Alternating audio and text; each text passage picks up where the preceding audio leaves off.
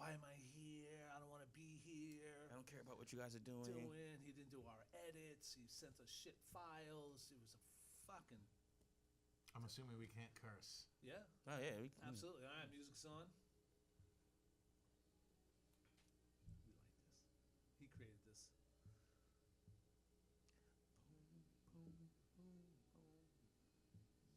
Welcome, everybody, to episode number 17 of How to Become a Sales Warrior. I'm Eddie Edelman, your host, and my co-host is Ty White. Say hi, Ty. How you doing, everybody?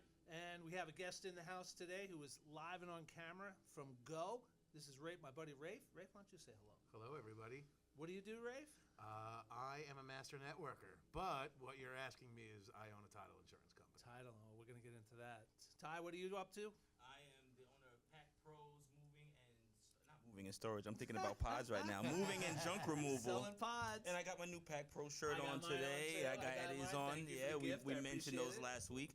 Everything's been going great. We've been doing a lot of clean outs. Summertime, people are moving, and we've been really busy, man.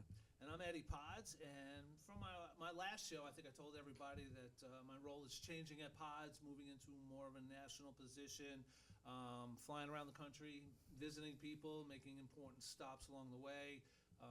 Very successful with that last week. We'll get into that later on. And then this week, I'm flying out to Boston to be interviewed. I'm being interviewed, so that nice. Be on the other side of the microphone, so to speak. So why are we here, Ty? Well, we are here to educate a generation such as myself, a younger generation than you guys, on how to get to where they want to be faster in the sales world, and to hopefully allow them to miss some of those mistakes that Eddie had to make, maybe in his 20s, 30s, and 40s coming up, and help people like me and people who want to be in that position faster get there quicker. Man, he nailed it. That was the first time he did that part of the show, and you nailed it. Yeah. Because you live it. You live it, exactly. You breathe it, you help the audio with the book, you see it every day. Yeah. When we're talking on the phone, when you're sitting in my office, or we're out having drinks, it's, I'm on all the time. Yeah. And I went to a concert with my kids last week, and we're walking up an escalator, and the kids are like, "That's Mr. Keltos. That's Mr. Keltos." I'm like, "I know Keltos." I'm like, "Go say hello." I'm like, "Oh, no, we can't go say hello." He's the assistant dean of the school. Mm-hmm. Great guy. He's known all my kids. So we're walking, all of a sudden I yell, "Keltos!" And he spins around, as I knew he would, and his wife spins around, and she pulls me aside and says, "Everywhere we go, he knows somebody." And I texted my wife. I'm like, "Yeah, you got to hook up with Keltos' wife, because she says the same thing you do. And everywhere we go, you got to bump into somebody." Yeah, Christina says the same thing everywhere. I know somebody from everywhere. And I can only imagine once the next 20 years, I'll probably be saying hi to everyone every place I go into. Everywhere you go to. So we're going to jump into the book. Episode, I wrote episode 17, but chapter 9 is networking. This man over here is a master networker like myself. He hosts events every month. Oh, I've been to a few. Yeah. Every month. Those are the most fun events. Sometimes two. And that's a great connection for the two of us that it's always been. But for me, in the book, learning how to network, it's hard for younger people. They don't know what to do. And sometimes they make baffling mistakes. And I saw that the other day at an event where someone in a leadership position was given the opportunity to explain why we were there, and not just explain why we were there, but what are our next steps. And this person directed them towards their field, not to what I would say or you would say, do a one-on-one, make sure you accurately respond to everybody. All the things you do with your follow-up from a networking event never happened. She was promoting herself and her company, and it was like, I was offended. Because you know where I'm coming from. I do. It happens all the time at my events. I run into it all the time. People are too salesy. They're not there for the right reasons, and they clearly have no idea how to actually network. It's very common. And I think that it's a miseducation, because I think they feel as though that's what they're supposed to be doing. I don't think they might be doing it to be obnoxious. I think they think I'm supposed to be pitching, because that's hard. My first couple new in the business. The person was new in the business. That's all. Well, by the way, there's no class. There's no class on networking. Nobody teaches you. Nobody. You have to do it, and hopefully you can maybe get a mentor or whatever. Yeah. or figure it out for yourself. But there is no textbook, or well, there you go. That's the There is textbook a right there. They textbook should right teach there. that in college. But none of us learned how to network. It didn't really even exist as much when we were Correct. first coming up. Yeah. So, but I will say this though, in respect to younger generations, the first step is you got to show up, and that's a big deal. You have to be able to put the time aside, make sure your calendar is clear, and show up. And once you do that, you've almost taken care of 50% of the issue at that point. And I always like to, because I went to an event this event, and I found a guy who was there for the first time. Young kid, 25 years old. I was drawn to him like fire on a moth at a flame, whatever. Where I knew he was uncomfortable, didn't know what he was supposed to be doing, and I just walked up and made a nice conversation, and you could just see him relax. Great conversation, leading the questions, so he didn't have to think of anything other than the answers. Well, it's also one of the big mistakes a lot of people make, especially in the beginning, is they show up and then they're wallflowers. Right. And that's not. It's great that you walked over to somebody that's not necessarily common. Most people are going to Go with their own little their own connect. people that they know, or maybe if they get introduced to somebody that fits in well with their business. But you have to learn. It's not just about being there and the little Pinot Grigios and the little crab cakes. Like that's great, that's nice, Right, but right. it has nothing to do with what you're actually doing there, which is trying to make connections and have those conversations that could really help. Could lead to business, could lead to a business. connection, could lead to something. Absolutely. Ty? I feel as though this is the best. Like you said, there's no class, But my first couple of years in business, I did zero networking. Like I'm talking about absolute zero. All I was doing was digital marketing and putting money into Yelp and seeing what they throw back. But until I started going, I think one of your events was one of my first events at Blackstone. Seeing you at All-in-One Marketing, it started allowing me to start cutting those channels off because of how many people I was meeting. That it seemed like there were not a lot of people that were doing what I did as a Right. whole, like to clean out the houses and move the people. So once I Right. started to tell people without even pitching hard, they were like, whoa, whoa, whoa, and they were just introducing me to. That's how we met. So Right. with That's exactly how someone we met. walked up to me and was like, I know what you do, and I know what you do. I think you guys would, and that's happened a few times now where it's changed everything for me. And I think that's awesome. That's some of my favorite stuff to do, is be a connector. Yeah. When I host my events, or if I'm at somebody else's event, or whatever it is, if I know somebody here and I know somebody here and I know they could work together, I'll like run across the room and grab them and pull them together. And more often than not, it has nothing to do with my business. No. I'm not doing that because it's good for me. I'm doing that because people showed up and it's good for them. Good for humanitarian. It's good to be a good person. It's about karma. Yeah. I always say karma is my currency. I believe in that. You put it out there and it comes back. And once you do So- that, now you're locked in with those two people. You Yeah. don't have to do anything. If their relationship blossoms into something like the way We Galuzzo, always know that Galuzzo will be our connector. Yeah, We'll he's always the one know that went like that. this, We'll never someone like this. forget about it. We'll And never forget it. Look what came of it, So like that's one thing. If Galuzzo asks us for anything, we'll be right there. Even prior to our personal relationship with him, just because he was the connector. So, out of chapter 17, we all said a lot of things. So, I just want to tell you what I have written down here so we could all shake our heads and agree is don't be self-serving. Number That's one. When absolutely you're part of a what it group, was. don't be self-serving. Worry about the group first, not Yeah. yourself. Yep. And your needs are important, but not right now. So at the end of every chapter, we do action statements, and this will slide into what you just said. Find the right group to be part of. Don't forget to have good karma. Written right there, karma. Be a go-giver. Mm-hmm. And that's part of the reason you're sitting at the chair for the whole show today, because your events are there. They're there for me to take. They're for me to enjoy. I've probably gone to 10 of your events. Never missed an event that I didn't meet someone new. That's the whole point. And even afterwards, was there anyone there that you met last night that you want me to do an email introduction? He'll do that. On his own. I didn't ask him to, but that's, bro. I couldn't even get around to everyone at his last event. I was like, trying. I'm like, there's so many people. Yeah, we're getting good crowds these days. It's true. So we're it gonna- took a long time to build that up, though. So networking tips. We all have our own. My two for this are be sincere, help the helpless. Comment. I mean, I comment on what you said, or Yeah. comment on okay. So obviously, you should be sincere in every aspect that you possibly can be, right? Helping the helpless, that makes me think of somebody who might be new to the project, the prospect, and I always told my kids, like, if you see someone in school that isn't talking to anybody, go up to them and make them feel comfortable and make them feel happy. Same kind of thing. Like, somebody's a wallflower. Yeah. You clearly can see, maybe they're young, maybe this is their first time, they don't know what they're doing. Walk up to them and introduce yourself. Make them feel comfortable. Yeah. Maybe you'll find out, oh, you're a financial advisor. Hey, this CPA over here, you should talk to this person. You'd make a good connection. You never know.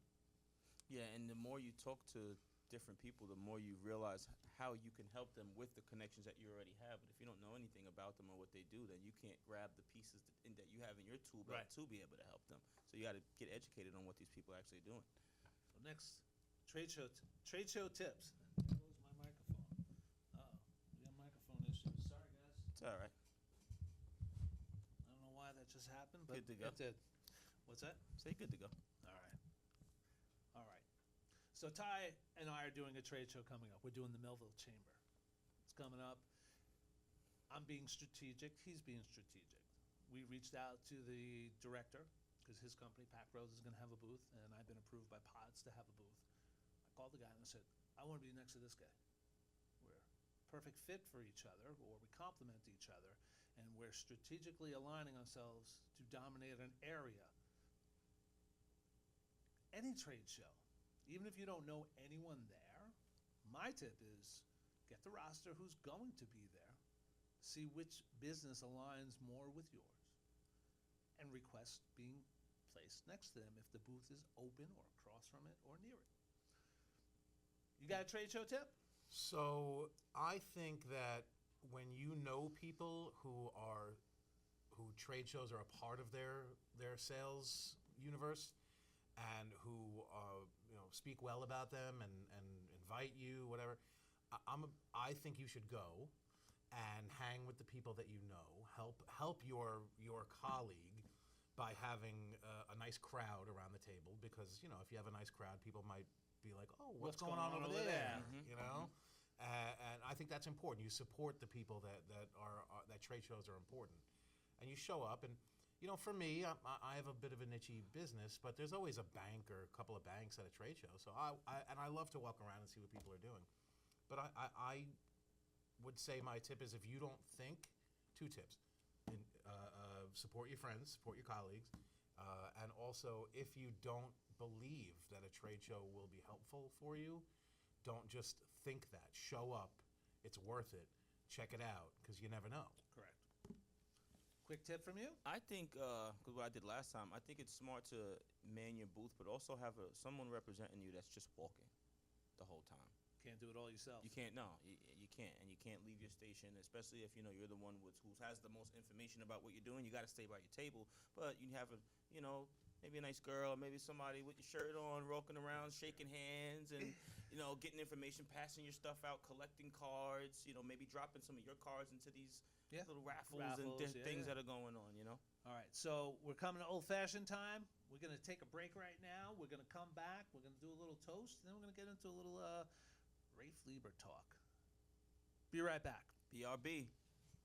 BRB. And we break. At the 13-minute mark.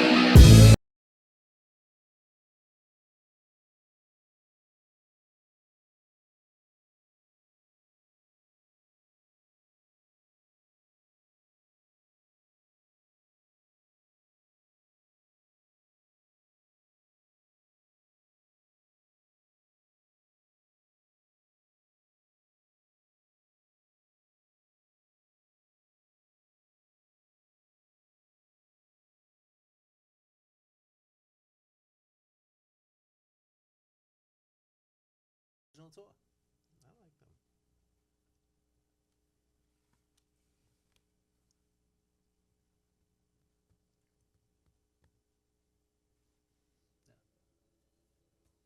Just take a quick look and send it back.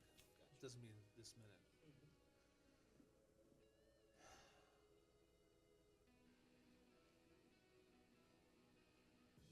We're back, episode number 17 of How to Become a Sales Warrior. Ty White is my co-host. Rafe Lieber is our guest in the studio today. We are up to old-fashioned time. Time for Ty to take over.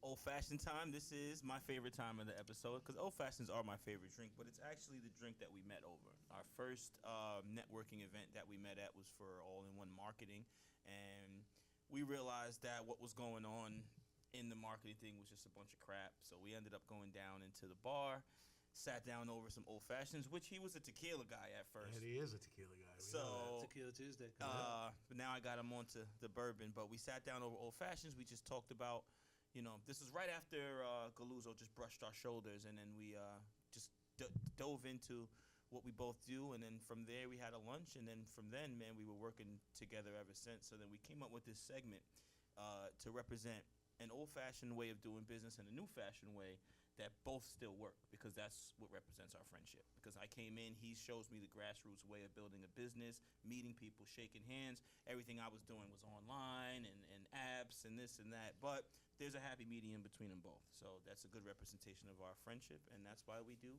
a toast. old-fashioned time. Here we go. And what's what do I have on the card today? So this week, I know this is something personal to you. So you wanted to talk about publishing, book publishing, bookstore versus online publishing. So when I was writing this book, I had it in my head. I got to get in the bookstores. All the big guys, the Waldens, every bookstore. I started researching it, and one guy pulled me aside and said, "Don't do it." I said, "What? What do you mean, don't do it?" The book companies make you purchase X amount of books. They put them in the bookstores, and if they don't sell, you got to take them back at your cost. I was like, "What?" Wow. So I'm not going to walk into Walden's bookstore and see Eddie Pods, I was like really disappointed, and they're like, "You got to go online." So I did some research, found a company, got my book published online. It was a shitty experience. It was. Wasted a lot of money on things that never happened. It is what it is. Learning experience. Chalk it up. It's only money. You can make more money. But it did teach me, in today's world, someone's going to buy that book from their phone or from their computer, not in the bookstore. Yeah. And you need to be there. And that was a lesson that I learned, thinking I needed to be in the bookstore. No. Bookstores are out to date. The last thing I bought a book about grilling. There you go. Because it's easier to review it than have your phone turn off or whatever. It's easier to have the physical book. Mm-hmm. But I used to spend a lot of time in Barnes & Noble years ago. Yeah. I barely do anymore. Bookstore, I'm shocked when I see one. The worst part is my entire family, all my kids, book people. We go on vacation, we all go to the bookstore, we bring a book for the trip, and then they swap books out. So everyone has five, we all have 5 books, and we're readers, and it's like, wow, can't all be audio, but a lot of it is. You could, we're still, in an airport, I buy a book at the Hudson bookstore. Yeah, I have to. you got like a trashy romance novel. Yeah, I'm all over them, bro. All over them. I like do it on my not my phone, but my iPad. I like to read a book on the iPad because you just it's like the size of a book. See, that's a generational thing. I like to hold the book, Bend and the I like the way it pages. smells. Salute to that. I don't know. These guys with didn't grow up. They didn't have books. Kindle? Barely. Kindles and Kindle. Nooks and Thank you. apps. So this part of the segment is best new business decision of the week, and 2 weeks ago I was supposed to go down to South Carolina. Airlines effed up my whole trip, made it a mess. I ended up leaving the airport and going home, and I didn't go. And I debated: do I really need to go? Should I go? I don't have to go. Should I go? I said, you know what? I'm a man of commitment. I told them I was coming, so I went to visit the South Carolina State Fair. Put together a program for them. It's a month-long, 3.5-week fair, pretty big to do. And I got my ops team to donate a container to the fair. as a gesture of we want to do business with you guys. So I went down there. Ironically, the State Fair grounds is the parking lot that you have to walk through to go see my daughter's football games. Oh, wow. University of South Carolina. I never realized that it was the same place that I was last year when I went to the football game, because there's a giant 100-foot crayon out there. But going was a great decision, and I'll tell you more about it later. Best business decision of the week? I mean, I think there's kind of an obvious one for me, which is not necessarily just this week, but I very recently started my own business. Again, yep. Sorry, I had to throw the no, again that's in all there. right. I hear it from a lot of people. I had previously went out on my own, and then I was presented with an opportunity to join up, and I did, and I just really realized that it's time for me to be on my own. That's where I thrive the most. So for me, I would say that was the best business decision I've made. It's only 3 weeks. It's Awesome. right around 3 weeks old. So, and I love it. What about you, Ty? Congratulations, man. Thank you, Ty. Me, I would the Melville Chamber coming up, because I feel like this is Pac Pro's real Coming out party. You know, last year I did it as Magic Junk, which was a little bit smaller of a company. It was, I have a little more help now, so I can. I feel like I can really come make the statement and carry on that momentum going You forward. registered, right? I think, Yeah. you said that. You Yeah. registered. Yeah, I did too. Very good. Very good. All right. Oh, biggest win of the week and best new connection of the week. So the connection is, I'll start there. So when I went to South Carolina, the guy was trying to figure out how to utilize me, and we created a beautiful flyer to send out to all the vendors. And then he said, my biggest sponsor needs storage. Can you help him? It's like bear like honey. Like, come on, really? So he introduced me to this large bedding company, mattresses, and like by the time I got back from my trip, I already had the connection to meet up with this guy to see how many containers he needed. So like making that best decision to go visit is going to turn into a really good win. Any good wins? I would say that my big win this past week has got to be a personal thing, which is I moved my oldest son into college for the first time. So, Binghamton? Baruch. Baruch. I Yeah, keep saying he loves. Binghamton. He got into Binghamton, That's but why. he wanted to go to Baruch. He loves being in the city. So that's going to be my big win, without a doubt. Nothing can compare to that. Great. Did you and the wife go together? We went. It was great. It worked out great. Moved him in. She obviously unpacked and Of put all the course, made things, the did the bed, bed and everything where it yeah. needs to go. I just lugged the heavy stuff basically and hooked up some of the electronics. That's about it. That's every dad ever. That's every dad ever. Right. Except Goldklang, he hires people. you missed that last I week. guess at I the missed meeting. that. So that was awesome. Best new connection. I just was recently introduced to a bank, so I'm going to be working with those guys hopefully on some business soon. Nice. It's the environment. The environment is changing right now. Banks are key to my business, and so. Fed's lowering the rates, right? The Fed looks like the Feds are Is going that to good lower for the you? rates. Fed's lowering the rates is great for me. Okay. Mortgage rates coming down is great for my business. I like saying, I think it's great. I think it's great for everybody's business, personally. but- everybody's business. Ty, big wins? Big win, I would say this clean out I just did for Galuzzo. This house I believe he's working on selling. Started off as something small. I was just gonna do something real quick for this guy Tom Farrell, though, what I was telling you about, Yeah. and then it just turned into a bigger project, and it was great. We killed it. As he started seeing the progress, he just wanted us to keep going. And best new connection, I'm hoping this new Jason. I'm hoping that because after I do this delivery for the elementary school in Queens, I want to tell them I want to be the guy. Anytime you guys are having these logistical problems, Right. going to storage, moving things around, you don't have to make 1,000 calls. You have a guy. Same way I am with Daria and the female Sure. hockey league. Gotcha. So I'm hoping going forward after I do that for them tomorrow. So I don't know if it's the best new connection, but I'm having good. I'm putting it into the universe. Listen, it's your feelings, it's your how you're viewing the current situation, and having the right attitude, whether it comes to fruition or not. as a salesman, you're going to have more rejections than you are going to be wins. Yeah. It's just part of it. Can I tell a quick story about Quick. a friend of mine from college? My fraternity brother, before we would go out every night, he would always say the same thing. He'd be like, "Fellas, we're going out. Let's go." Stop banging the table. You speak to 10 you speak to 10 girls and one says yes, you won the night. And I've taken that philosophy with me, into business. You can't be afraid. If 9 people say no and one person says yes, You win. I win. That's a great day for me. So That was a good absolutely. day for me when I started taking the no's. I'm like, all right, that means the yes is coming. It's coming. Like it means the yes is coming. I started thinking about that. One of my philosophies with my selling the pods container is I haven't given them enough reasons to say yes. And it could be the price, could be the logistics part of it, could be the timing, could be a lot of different things. So what I've taught myself about my business is to give them enough yeses, enough answers that say yes. As to the big one, which is a no, which is usually the price, but that's not usually why I get a no.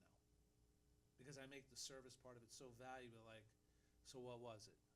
It was a logistics thing. I could live with when they say it was a logistics thing.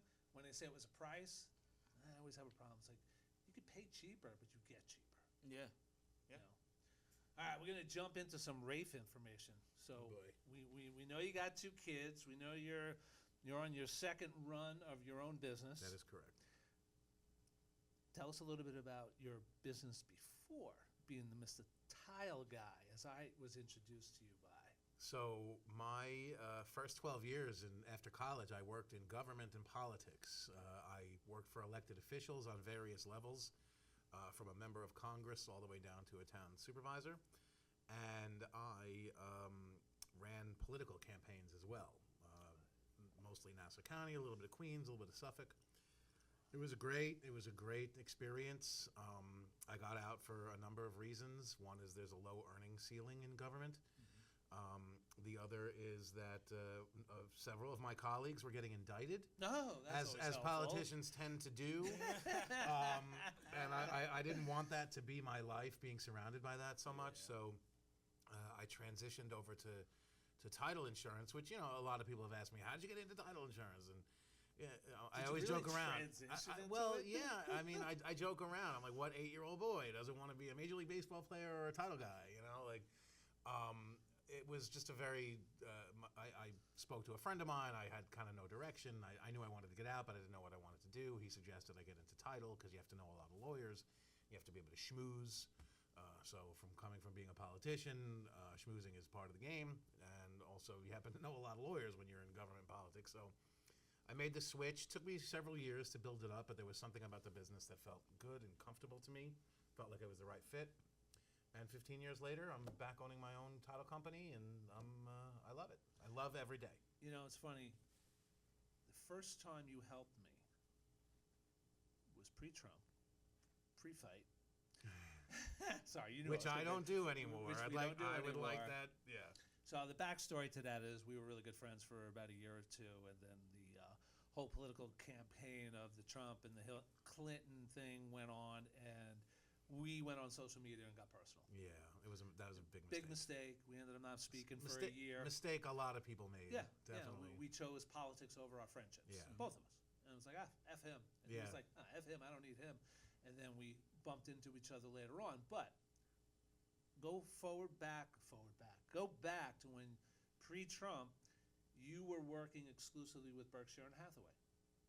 And you introduced me to Nancy, who was the person in charge of the agent meetings at a diner, and you got me the opportunity to sponsor that breakfast. And there were 40 agents there. He was not.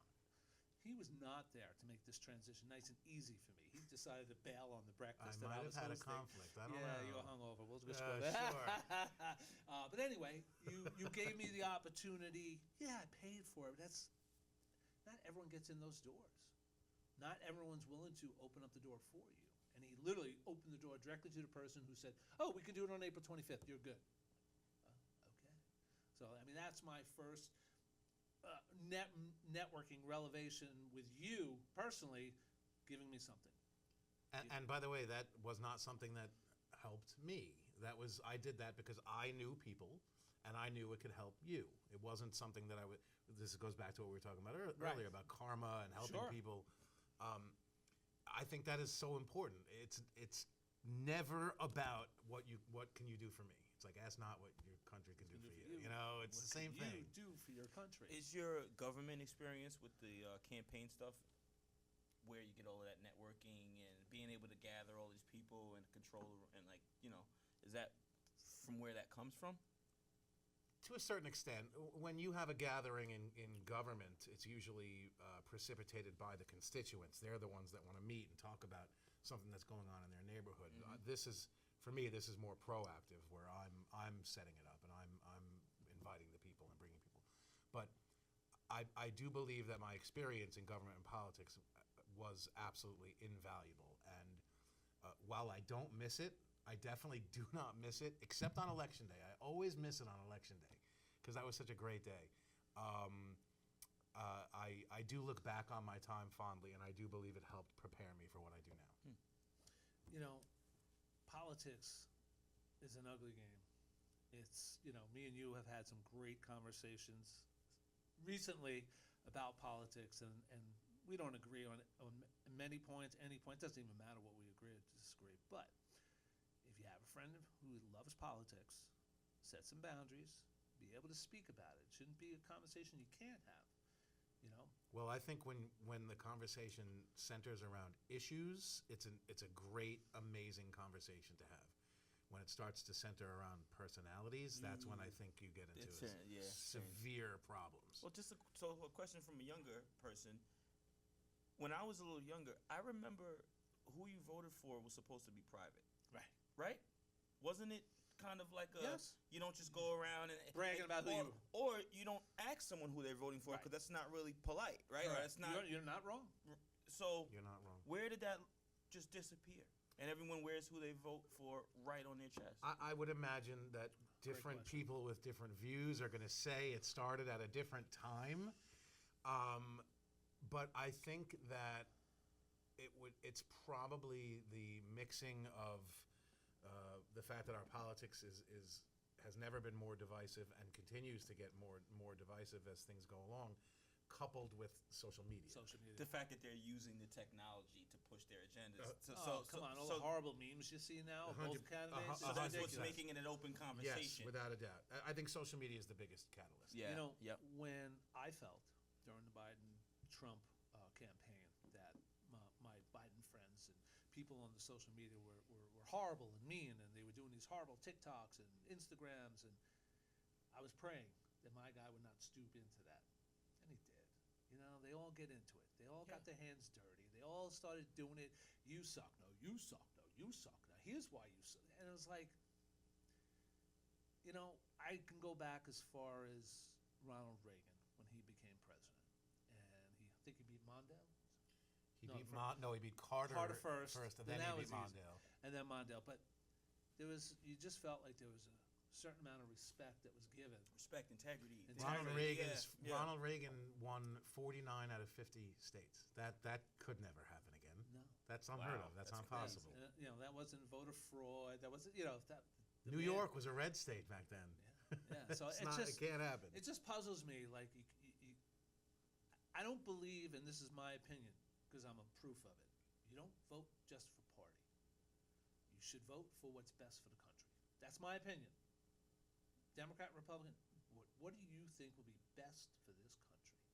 And I don't think people do that. When I hear people lining up and saying, I'm voting with that schmuck New Yorker, or I'm voting for Kamala because she's black, or a woman, that bothers me. Vote for who the best person for this country is. Shouldn't that be the most important thing? Or it's also fair to vote for what's best for you and your family. Okay. I do think it's part of it. It's maybe people can't think that far out. It's everybody, and also everybody can think that most broad. people don't actually know what's best for the country. Correct. Correct. There's a reason why we're a republic. We elect people to do that, and I'm not saying they do such a great job, obviously, but these large policies. It's so funny. You see on Facebook, everybody goes from being an expert virologist to expert on foreign relations, expert on election integrity issues, expert on the border, expert on Ukraine. Everybody's an expert. Well, actually, nobody's an expert, and nobody knows about all of these things. We do hire people to be the experts for us, because as mad as we get, we have our own lives to deal with, and at the end of the day, you're looking for, well, who's going to be best for the country, but also, hey, who's going to be best for me? Who shares my values? Who has the same belief in our economic policy? What's going to be good for my wallet? There's nothing wrong with voting with your wallet. Nothing. So we get to that point. You vote for who you want. You vote for who you want. When Mr. Biden took office in 2020, did not vote for him, did not want him, but I accepted him as my president. I accepted him as the man leading my country because he won. Voted in. When I hear people say, if that man's elected, he's not my president. He doesn't represent what I represent. And to me, that's being a sore loser, because we're a democratic country, and we're supposed to, whoever wins, wins. And we don't have that. Again, something else. We don't seem to have that. He's not my president. Can I tell you what it looks like from coming from my perspective? It just looks like they're trying to pick the best mascot. That's what it seems like to me. I know these people are educated. I know Kamala's educated. I know Trump is educated. But to me, they're not making all these final decisions at the end of the day. They can put some things through to get to Congress and, fight for certain things. And I don't know much about politics, but to me, the way that they're pandering everyone with it, it just seems like,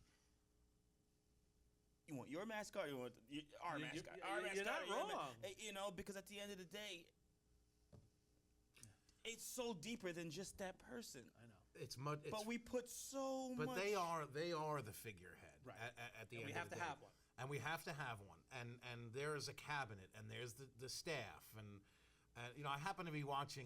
Okay, because their staff comes with them, and once they but get elected, I'm saying these are the people that are doing the work, a lot of the work. Yeah. Okay. I always said, watch West Wing. I'm in the middle of watching West Wing right now. I haven't watched it in 10 years. It's great. I love it. 4 years, because I always rewatch West Wing. Start rewatching West Wing around this time, because it I get it. Election I watched time, it. sure. And who everybody would want President Bartlett. I mean, everyone we could Jed Bartlett, never man. have somebody like that.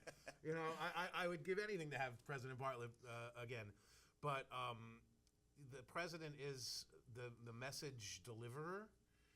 There's a lot of people, a lot of very smart people in their fields who help form that message. I think, by the way, I think Biden's biggest flaw in the past 3.5 years has been his inability to deliver a coherent message. I think you can disagree with his policies 100%. I get it, but he didn't. He wasn't able to. And if you look at him when he first took office to now, you can see the decline.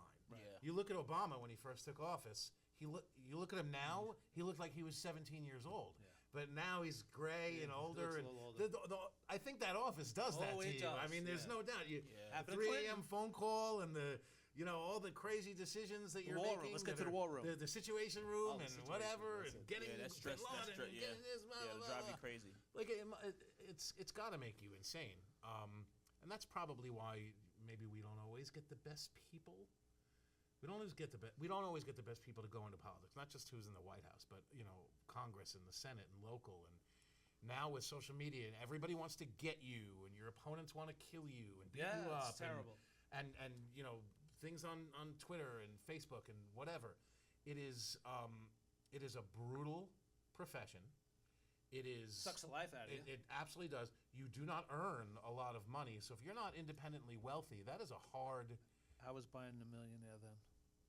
How is anybody who served in Congress for decades wealthy? Well, that's like George Bush, though. They got their money in oil, and they got their. Bush came in wealthy. He came in with the money. He came in with the money. Biden came in with nothing. Well, I'm not saying that Biden did this or Trump or anybody else, but I don't think elected officials, especially federal elected officials, should be able to trade stock. I agree. I think that is a 100%. they know what's coming. They sure know do. what's There going are on. plenty of senators who were making trades on public health companies right before COVID. They knew what was coming. You know, Pelosi's Wow. famous for having made a lot of $82 million. money for Senate in leader. the stock she has market. $82 million. Speaker of the House, not yeah, the Senate. Oh, okay, sorry. You son of a bitch. You know, Mitch McConnell's been in Congress for 40 years. He's wealthy. You know, Biden. Bernie Sanders, I think, has Crazy 3 Bernie. houses. You know, I don't like it. But it's also not supposed to be a career. You know, it's supposed to be a citizen legislature. You're supposed to get in, do your part, get out. I support term limits. That's I was about to ask you. 100%. I agree with you. I support caps on allowing people to become lobbyists, things like that. You know, you have to do this for the right reasons. All right, couple of last questions. You do the 5. I'll do the last one. Where's Rafe Lieber in 5 years? In 5 years, Rafe Lieber is still on Long Island because my younger son is 10 years old, so he's got to finish out high school. Rafe Lieber is the biggest, not necessarily in size, just in the sense of service, reputation, production, the best title company. I'm already there, but in 5 years I'll be even better. All right. I would say probably beginning to put my older son through law school or whatever it is that he chooses to do. Mine's 6. He's right behind yours. Right behind yours. Doogie has it right here. I'll be in the same. I'll always be in the same field, but I'll be bigger. I'll be more successful. I will have more expenses, so I'll have to have more revenue to cover everything. And hopefully, as long as I continue my track, I know in 5 years I'm going to be happy. Hopefully, I'll be healthy, and that's what I'm doing. 5 years. It's funny that you share the things you say, but what makes me say a right decision on having be part of this entire show, be the first to be part of our entire show, is you believe in you. You believe in 5 years you're going to be the biggest agency on Long Island. You know that in your mind and your heart, and you're going to not going to stop till you get there. You bet your ass. Last question. This is my favorite I love question. this question. If you could have dinner with one person in the history of the world, who would that one person be? So alive or dead? Alive or dead? Of course. Yeah. Oh, yeah. From Anywhere. I am a history buff. Okay. I have been for a long time since I'm a kid. I was a history major in college. That doesn't do much for you in the professional world, but my answer would have to be Ben Franklin. I thought you were going to say George Washington. Ben Franklin is, to me, the most fascinating figure in American history. I love that pick. I love that pick. I could talk to him about science. I could talk to him about diplomacy. He and I both happen to be Francophiles. So yeah. So I would love to have that conversation with Benjamin Franklin. Absolutely. I learned through reading history books, because I do a lot of reading, that he was the delegate that they sent to France to end the war against the British. That's correct. That he was part of the team behind the scenes. And we couldn't have won the Revolutionary War without France. So France is America's oldest ally. So I did that right. Yeah. Right, I feel good. My other answer to that quick question is Geddy Lee, the lead singer, bassist, and keyboardist of the band Rush. Good job. Good job. All right, it's promo time. You go first. Name your company, how they can reach you. Look into the camera. My company is Marathon Abstract. You can reach us by going to office@marathonabstract.com, or you can call us at 631-412-8205. We're located on 40 Marcus Drive in Melville, and that's how you can get a hold of us. And we're a full-service title insurance agency. We can do all 50 states, plus the District of Columbia. If you need anything title-related, please give me a call. Shoot me an email, and we'll help you out. Ty, where can we reach you? You can reach me at thepackpros.com, 631-626-6290. You can always email info@thepackpros.com or Ty, Tye, @thepackpros.com. And I am your host, Eddie Pods. You can reach me at eadelman@pods.com or eddiepods@gmail. And if you're interested in having someone come in and talk to your sales team, possibly try to find some new motivating tools for your sales team, I'll come in with a handful of books and we could schedule a round of learning, which I love to do. You could reach me at eddie@howtobecomeasaleswarrior.com. This is the end of episode number 17, How to Become a Sales Warrior. Thank you all very much for coming today. Ho! Ho! We are out.